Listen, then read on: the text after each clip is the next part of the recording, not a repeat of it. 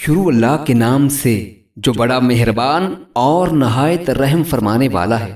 حضرت جابر رضی اللہ تعالیٰ عنہ بیان کرتے ہیں کہ رسول اللہ صلی اللہ علیہ وآلہ وسلم نے فرمایا، شیطان اپنا تخت پانی پر سجاتا ہے، پھر وہ اپنے لشکروں کو روانہ کرتا ہے، وہ لوگوں کو گمراہ کرتے ہیں، ان میں سے اس کا زیادہ مقرب وہ ہوتا ہے جو ان میں سب سے زیادہ گمراہ کن ہو۔ ان میں سے ایک آتا ہے تو وہ بتاتا ہے میں نے یہ کیا، تو وہ کہتا ہے تو نے کچھ بھی نہیں کیا۔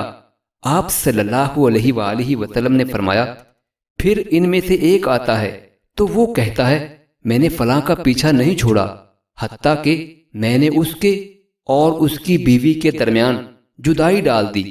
آپ صلی اللہ علیہ وآلہ وسلم نے فرمایا، وہ شیطان اسے اپنے قریب کر لیتا ہے اور کہتا ہے ہاں تو بہت خوب ہے۔ امش بیان کرتے ہیں میرا خیال ہے آپ صلی اللہ علیہ وآلہ وسلم نے فرمایا تو وہ شیطان اسے گلے لگا لیتا ہے۔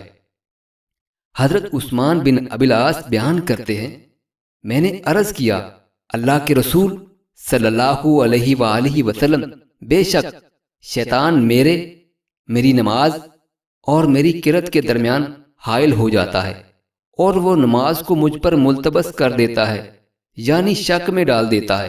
تو رسول اللہ صلی اللہ علیہ وآلہ وسلم نے فرمایا وہ شیطان ہے، اسے خندب کہا جاتا ہے، پس جب تم محسوس کرو تو اس سے اللہ کی پناہ طلب کرو اور 3 بار اپنی بائیں جانب تھوک دو، یعنی دھتکار دو۔ وہ بیان کرتے ہیں پس میں نے ایسا کیا تو اللہ نے اسے مجھ سے دور کر دیا۔